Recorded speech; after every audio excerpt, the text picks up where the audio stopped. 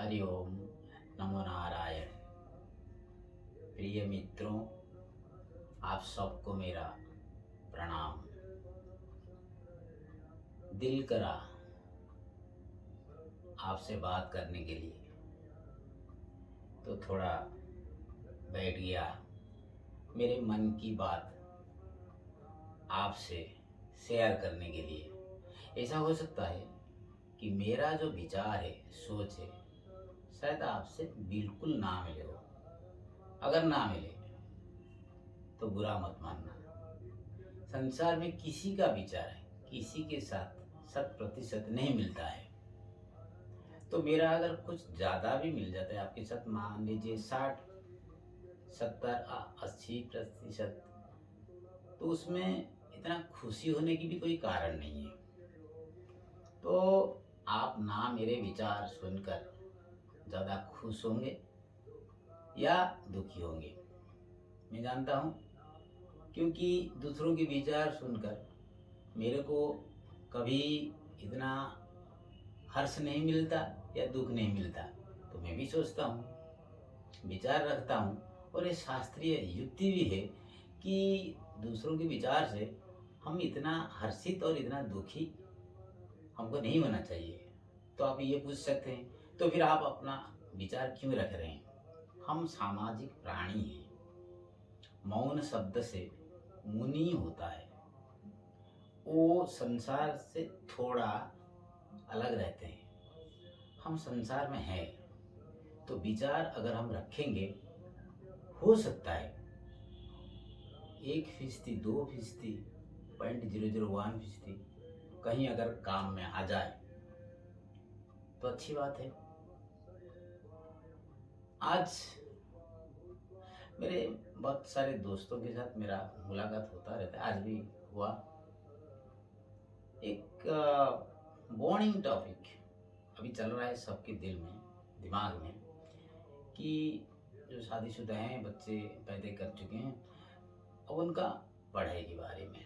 समय था जब हमारा बचपन की बात मैं बोल रहा हूँ, तो पढ़ाई की खर्च और स्वास्थ्य, मतलब शिक्षा और स्वास्थ्य के लिए शायद मेरे पूरे कैरियर से, पहला कक्षा से लेकर पोस्ट ग्रेजुएशन तक, शिक्षा और स्वास्थ्य कुल मिला के 5,000 तक का खर्चा हुआ होगा नहीं।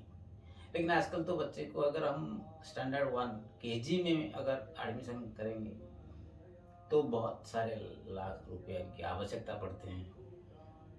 इसका नेसेसिटी क्या है, नहीं है, इसके ऊपर मैं नहीं जाना चाहता हूँ, लेकिन ऐसा होता है।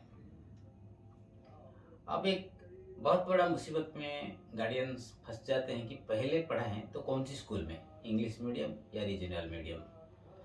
क्योंकि रीजनल मीडियम में पढ़ाने से हम सोचते हैं कि हम थोड़ा पीछे रह गए हैं, इंग्लिश मीडियम के बच्चे थोड़ा आगे निकल गए हैं। लेकिन इंग्लिश मीडियम की स्कूल में जो पढ़ाते हैं, तो टीचर को थोड़ा इंटरव्यू कीजिए, उनको पूछिए कि वो कौन से मीडियम में पाठ पढ़े थे। दूसरी बात आता है कि 10वीं कक्षा या 12th पास करने के बाद बहुत सारे मेरे दोस्तों के साथ मुलाकात होता रहता है, वो अपना विचार रखते हैं, बहुत चिंतन में रहते हैं। ब्लड प्रेशर भी हो जाता है, किडनी किस किस का खराब हो जाता है इसी की वजह से।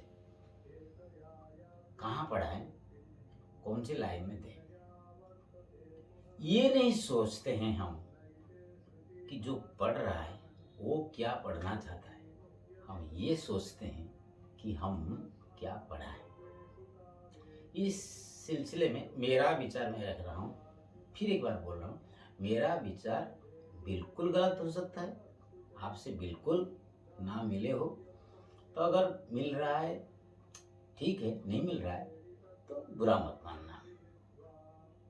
हम जो हमारे बच्चे को 12th या 10th के बाद किस दिशा में लेना चाहते हैं, मेरे ख्याल से 3 decisions, 3 points, 3 reasons are most important nowadays. अभी चल रहा है हमारे मन में। पहला है धन। हमारे पास धन है, मान लीजिए मेरे पास धन है, मैं बहुत धनी आदमी हूँ। धनी मतलब शाश्वत रूप से नहीं, वस्तुगत रूप से मकान है, रुपया है, बैंक में बैलेंस है, नष्ट अर्थ से मैं धनी हूँ। तो मैं क्या चाहता हूँ कि मेरे पास धन है, मैं रुपया दे दूंगा, वो कहाँ इंजीनियरिंग करे, कहाँ डॉक्टरी पढ़े, इसमें मेरे को कुछ लेना देना नहीं है। मेरे को अगर कोई पूछ रहा है कि तुम्हारा बच्चा क्या कर रहा है, मैं भी नहीं बता सकता कि वो कौन सी दिशा में जा रहा है, क्या पढ़ रहा है, मेडिकल पढ़ रहा है या इंजीनियरिंग बनना है, आईटी सेक्टर में जा रहा है। बस मेरे को वो मांगा 70 लाख में दे दिया, 2 करोड़ में दे दिया, माई रेस्पॉन्सिबिलिटी ओवर। कुछ लोग ऐसे होते हैं, उनके पास धन है। उसी धन के सिलसिले में और कुछ लोग हैं जो बच्चे को इसलिए डॉक्टर बनाना चाहते हैं ताकि वो धन कमाए। ये है पहले किस्म की लोग, फर्स्ट रीजन। सेकंड, मान। पहला गया धन, दूसरा मान। कुछ लोग ऐसे होते हैं, वो बच्चे को पढ़ाते हैं अपना स्टेटस दिखाने के लिए। मान, मैं वो स्कूल में पढ़ाता हूँ, मेरा डोनेशन इतना लाख लगा, मतलब वो सोचते हैं कि ये एक स्टेटस है, उनका मान बढ़ता है। और कुछ लोग हैं, वो पढ़ाते हैं कि बच्चा पढ़ने के बाद उसका मान बढ़े। डॉक्टर है, मेरा बच्चा डॉक्टर है, इंजीनियर है, अमेरिका में है। तो पहला धन कमाते हैं और धन खर्चा करते हैं, दूसरा मान कमाते हैं और मान दिखाते हैं, तीसरा जन। पहला गया धन, दूसरा मान, तीसरा जन। कुछ लोग ऐसे होते हैं, क्योंकि मेरा पड़ोसन वो वाला स्कूल में एडमिशन किया है तो मैं चाहता हूँ मेरा बच्चा उसी स्कूल में पढ़े। कंपल्सन मेरे साइड से हो सकता है, मेरी वाइफ साइड से हो सकता है, लेकिन फाइनल टारगेट, क्योंकि मेरा नेबर, मेरा फ्रेंड्स, मेरा रिलेटिव्स उधर पढ़ाए हैं तो मैं पढ़ाऊंगा।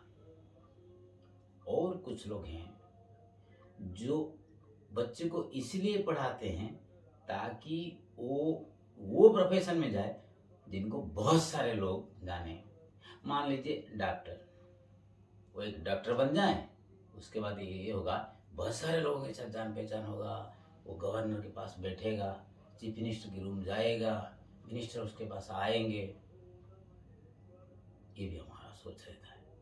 मित्रों, हमारा असल उद्देश्य धन कमाना नहीं, मान कमाना नहीं और जन संपर्क नहीं। ये सब अपने आप मिल जाएगा अगर हम बच्चे को बचपन से ज्ञान दें और वो ज्ञान प्राप्त करें। जो बच्चा अभी 10th पास करने के बाद एक स्कूल में एडमिशन लिया, उसको डोनेशन 80 लाख देना पड़ा, फिर उसके बाद 2 साल पढ़ाई, उसके बाद 4 साल 6 साल पढ़ाई। वो बच्चा हॉस्टल में जाकर अगर दोस्त उसका पूछता है कि तुम्हारा पिताजी क्या करते हैं ना, ये वाला प्रोफेशन में तनख्वाह कितना मिलता है, 60,000, घर का खर्चा ये, और तुम्हारा पिताजी जब आते हैं बोलते हैं कि हमारा, मेरे भाई के लिए मैं इतना खर्चा किया, माँ के लिए इतना किया, पिताजी के लिए इतना किया, परिवार के लिए इतना किया, गांव के लिए इतना किया, दोस्तों के लिए इतना किया, इतना खर्चा सब करते हैं। पैंट पहनते हैं, शर्ट पहनते हैं, कीमती कीमती चीज़ भी व्यवहार करते हैं। ये सब खर्चा जाने के बाद तुम्हारा पिताजी का तनख्वाह कितना आ जाता है, रेस्ट। ये 60 लाख तुम्हारा पिताजी कहाँ से लाए? तब बेटा एहसास करता है कि मेरा बाप चोर है, चोरी करके ये सब कमाया है। जब उसका पढ़ाई खत्म होता है, बच्चा क्यों बिगड़ जाता है? धन, जन और मान कमाने के चक्कर में आप उसको उसी गड्ढे में ढकेल दिए हैं जहाँ वो ज्ञान प्राप्त नहीं किया है। और जहाँ वो पढ़ाई करता है, वो जो टीचर उसको पढ़ाता है, वो सिर्फ और सिर्फ 2 चीज़ बताता है, जब पढ़ रहे हो कितना परसेंटेज, पढ़ाई खत्म हुआ कितना पैकेज। अच्छा, आपकी भाषा में अच्छा स्टूडेंट बन गया, कैंपस में नौकरी मिल गया, अमेरिका चला गया, आपके पास एक बहुत ऑप्शन भी छोड़ गया। आप जितने निकट में आपका एक वृद्धाश्रम है, आप उन पर वहाँ जाएं और आपका अंतिम समय वहाँ बिताएं। कोई भी परिवार नहीं है, मैं कोई मतलब कोई कोई होगा, लेकिन 99.9% जहाँ मैं जाता हूँ देखता हूँ, बस मैं इस संसार को देखता ही रहता हूँ क्या चल रहा है।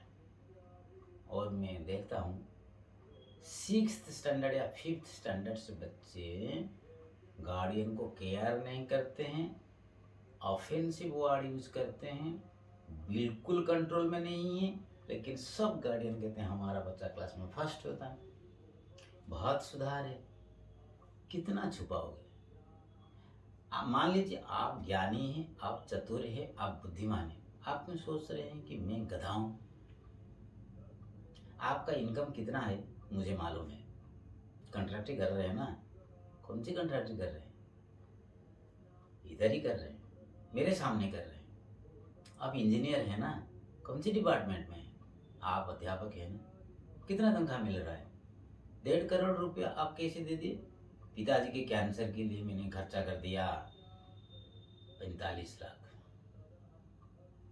बीबी मायके गया था, उधर एक प्रॉब्लम हो गया, उनके पिताजी की तबीयत खराब हो गया, मैंने 10 लाख खर्चा कर दिया। भाई ये जो बोल रहे हो ना, सोच समझ के बोलो। दुनिया गधा नहीं है, दुनिया समझ रहा है। बच्चे को अब क्या आपने किए? ये सब बच्चा भी स्टडी कर रहा है।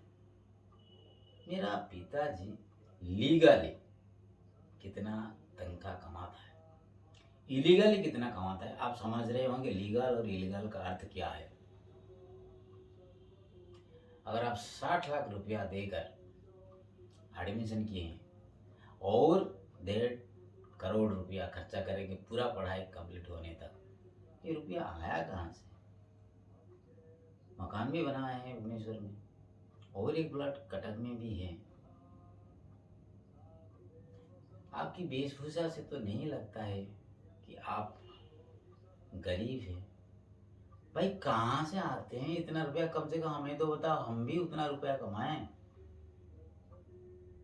आप अपने लिए खर्चा कर रहे हैं, मैं संसार के लिए खर्चा करूंगा। कहाँ से लाते हैं भाई? यहाँ टैक्स रिटर्न आपका पब्लिक कर सकते हैं, आपका दिखा सकते हैं। आप 1 करोड़ कमाते हैं, कितना टैक्स दिए हैं आपने? झूठ का भी कोई सीमा होता है। कटक में आपका एक प्लॉट है, भुवनेश्वर में मकान है, 2 प्लॉट भी हैं, पुरी में भी हैं, दिल्ली में खरीदने के लिए सोच रहे हैं, गांव में भी जमीन है, गांव में भी मकान है, 2 करोड़ में बेटा पढ़ाई कर रहे हैं। और इनकम टैक्स रिटर्न भाई कितने दिए हैं आपने इस साल? बच्चा क्यों आपके कंट्रोल में नहीं रहा है, अभी आप समझ पा रहे हैं? बच्चे को धन की लालच में, मान के लालच में, जन के लालच में जितने दिन तक रखोगे, वो ज्ञान से दूर दूर दूर दूर बहुत दूर चला जाएगा, कुछ नहीं हो पाएगा। अमेरिका में रहेगा, आपके पास नहीं आएगा। घर में रहेगा, और बड़ा मुसीबत हो जाएगा। वो ब्राउन शुगर ड्रग्स लेगा, क्योंकि वो तो स्टैंडर्ड 5 से ही आपके कंट्रोल में नहीं है। सब कहते हैं कि जब मैं जाता हूँ ना घर में, सब चुपचाप हो जाते हैं। मुझे मालूम है घर में क्या होता है। बिल्कुल 1% आपको प्रेस्टीज नहीं दिया जाता है, कोई भी आपको केयर नहीं करता है, क्योंकि आप ज्ञान के पीछे नहीं थे। दूसरों को ज्ञान के पीछे आप जाने ही नहीं देते। विचार मेरा है, ज्ञान के पीछे चलने से धन मिलेगा, शुद्ध मान मिलेगा, अनकंडीशनल, जन भी आपके साथ रहेंगे डिवोटेड, और आप ऐश्वर्य मार्ग की प्रार्थी हो पाएंगे। मेरा एक दोस्त है, एक शहर में है, वो नौकरी वगैरह कुछ नहीं करता है, घर में बैठा रहता है, बहुत सारे पैसा उनके पास है। मेरा और एक दूसरा दोस्त पूछा, अरे यार वो तनख्वाह उसको कहाँ से आता है? मैंने कहा ये उत्तर उसका बच्चा 2-4 साल में दे देंगे, वेट करो। दोस्तों, सब कह रहे हैं कि समय बड़ा खराब चल रहा है। मैं नहीं मानता। समय अच्छा नहीं होता, बुरा नहीं होता। समय इज जीरो। हम अच्छे और बुरे बनते हैं। हमसे, हम मतलब मैं। विश्व को परिवर्तन करना है ना, खुद को परिवर्तन करना चाहिए। मेरा बात आपको अच्छा नहीं लगेगा, इसमें से मुझे दुख नहीं है। आपको अच्छा नहीं लगेगा, आप भी दुखी मत होइए। आप अपने रास्ते में चल रहे हैं। हमारा डेथ आज नहीं तो कल होगा, कल नहीं तो परसों होगा। जब हमारा नेवर गुजर गया, सोचिए हमारे मन में क्या आया। अरे मिस्टर एक्स गुजर गया, हम भी गुजर जाएंगे। ऐसा ही शब्द निकलेगा, ज़्यादा से ज़्यादा ये निकलेगा, पहले से क्यों नहीं गुजरा है। संसार में बोझ था, बहुत कंजूस आदमी था, खुद खाता था, संसार के लिए सोच भी नहीं था। आप तो संसार के लिए सोचे नहीं। हाउ डू यू एक्सपेक्ट कि आपके बच्चे आपके लिए सोचेंगे। आप तो संसार के एक हिस्से हैं ना। वो अपना संसार करेगा, भाग जाएगा, वृद्धाश्रम फाइनल डेस्टिनेशन हो जाएगा। पता नहीं ये बात मेरे मन में क्यों आया, पता नहीं मैं भी आपके साथ क्यों शेयर किया। अब आप खुद सोचिए, स्टैंडर्ड 5 से आज तक बच्चे आपके कंट्रोल में है? मुझे मत बताइए। सर की कसम, खुद की सर की कसम खाइए, है? दूसरी बात, सोचिए, धन, जन और मान के पीछे आप खुद भागे और बच्चे को भगा रहे हैं कि नहीं? तीसरी बात, ना आप ज्ञान के अधिकारी थे, ना आप बच्चे को ज्ञान के अधिकारी बनाए। संसार हम नष्ट करेंगे, दोष दूसरों को देंगे, सही नहीं है। मैं बहुत बुरा आदमी हूँ, अहंकारी हूँ, क्रोधी हूँ, मिथ्यावादी हूँ, बिल्कुल बेकार आदमी हूँ। कोई, मुझे नहीं लगता कोई एक भी गुण मेरा अच्छा है। आप क्या और क्या बोलेंगे मेरे बारे में? मैं अच्छा आदमी नहीं हूँ, नहीं हूँ, नहीं हूँ। आप तो बन जाइए। मेरे तो कोई नहीं है, मैं कुछ भी नहीं करता, बहुत कृपण आदमी हूँ, खर्चा नहीं करता हूँ, किसी को भी 1 रुपया नहीं देता हूँ। ना मेरे पास वैदिक ज्ञान है, ब्राह्मण हूँ, वैदिक ज्ञान है वो नहीं है। उपनिषद जानता हूँ, नहीं जानता हूँ। भगवत गीता जानता हूँ, नहीं जानता हूँ। पुराण, शास्त्र, श्रुति, स्मृति, इसके बारे में मुझे कोई ज्ञान है नहीं है। ना अंग्रेजी जानता हूँ, ना हिंदी जानता हूँ, ना उड़िया जानता हूँ, ना संस्कृत जानता हूँ, ना देश विदेश घूमा हूँ, ना किसी को कुछ उपदेश किसी से लिया हूँ, ना मैं कई गुरु किए हैं, ना उनसे कोई ज्ञान प्राप्त किए हैं, ना मेरे पढ़ने की जी हैं, ना मैं लोगों के काम पे आता हूँ, समाज के काम पे आता हूँ, ना खड़े होकर 2 शब्द बोल सकता हूँ, लिख सकता हूँ, ना कवि हूँ, ना लेखक हूँ, ना रेटर वक्ता हूँ, कुछ भी नहीं हूँ। बेकार आदमी हूँ, समाज के लिए बोझ हूँ। भगवान करे मुझे आज ही मृत्यु मिल जाए। आप तो संपद है ना, ये समाज की संपद आप तो है ना। ढिंडोरा पीट रहे हैं गांव में, ये किया, भाई के लिए ये किया, पिता के लिए ये किया। भाई कहाँ से लाए पैसा? हाँ, कल कटक में आग लग गया, फौरन मैंने गया, ये किया वो किया, उसको साट दिया, उसको पहन दिया, उसको रेशन दिया, 3 लाख रुपया रेड क्रॉस में दिया। सब पता है सबको, सब पता है। झूठ बोलने की भी कोई सीमा होना चाहिए। अब हमारा एक नया टेंडेंसी चल रहा है, चलो दूसरों को क्रिटिसाइज करें जितना हो सके। और आप हैरान हो जाएंगे, क्रिटिसाइज कौन करता है? मुझे क्रिटिसाइज करेगा मुंबई में एक आदमी करेगा, वो तो मुझे पहचानता ही नहीं। जो आपको जितना ज़्यादा जानते हैं उतना ही ज़्यादा क्रिटिसाइज करता है। आप जितना ऊपर जाओगे, मान लीजिए आप कुछ दान कर दिए, आपका नाम पेपर में आ गया या टीवी में दिखा दिया, पहला शत्रु आपके फैमिली मेम्बर्स और आपके दोस्त जो करीब है वो करें। और अगर 2-4 दोस्त इकट्ठे हो जाएंगे, तुम वहाँ नहीं हो, तुम्हारी विरुद्ध आलोचना करेंगे। ये दिखाने के लिए कर रहा है, दिखाने के लिए करे, कर तो रहा है। अभी कीजिए ना, करके दिखाइए ना, कर सकते हैं। अब बच्चे को समाज के लिए बनाइए, ज्ञान दीजिए कि वो समाज के लिए काम करे, खुद के लिए नहीं।